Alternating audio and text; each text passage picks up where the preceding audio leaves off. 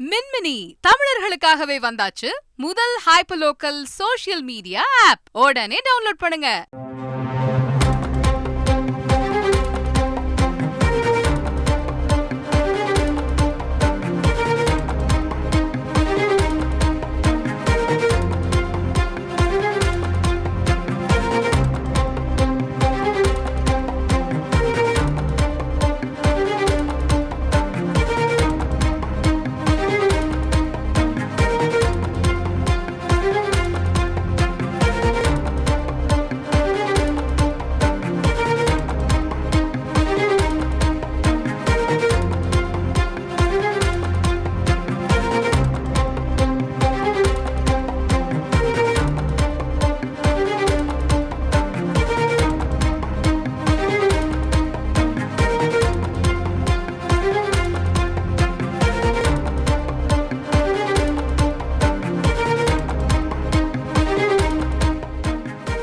Spain நாட்டில் பல்வேறு தொழிற்சாலைகளை இன்று நேரில் பார்வையிடுகிறார் தமிழ்நாடு முதலமைச்சர் ஸ்டாலின் அவர்கள்.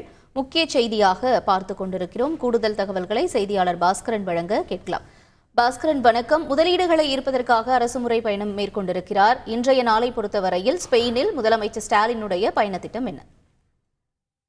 ஸ்பெயின் நாட்டுக்கு அரசு முறை பயணம் மேற்கொண்டிருக்கக்கூடிய தமிழக முதலமைச்சர் நேற்று முதலீட்டாளர்களை சந்தித்து தமிழகத்தில் தொழில் தொடங்குமாறு அழைப்பு விடுத்தார்.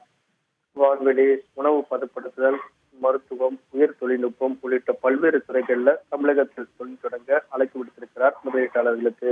அதன் தொடர்ச்சியாக ஸ்பெயின் நாட்டில் இருக்கக்கூடிய பல்வேறு தொழிற்சாலைகள்ல பார்வையிட்டு அங்கு எப்படி தொழிற்சாலைகள் செயல்படுகின்றன, தமிழகத்தில் தொழில் தொடங்கும் போது அதற்கான சாத்தியக்கூறுகள், அதற்கு தமிழக அரசின் திட்டமிடங்கள் இது குறித்தெல்லாம் முதலீட்டாளர்களிடம் இன்று எடுத்துரைத்தார். அந்த வகையில தமிழக முதலமைச்சர் ஸ்பெயின் நாட்டினுடைய பல்வேறு தொழிற்சாலைகளுக்கு நேரடியாக சென்று அங்கு தொழில் நிறுவனங்கள் எவ்வாறு தொழிற்சாலைகள் செயல்படுகிறது என்பதை பார்வையிடுகிறார்.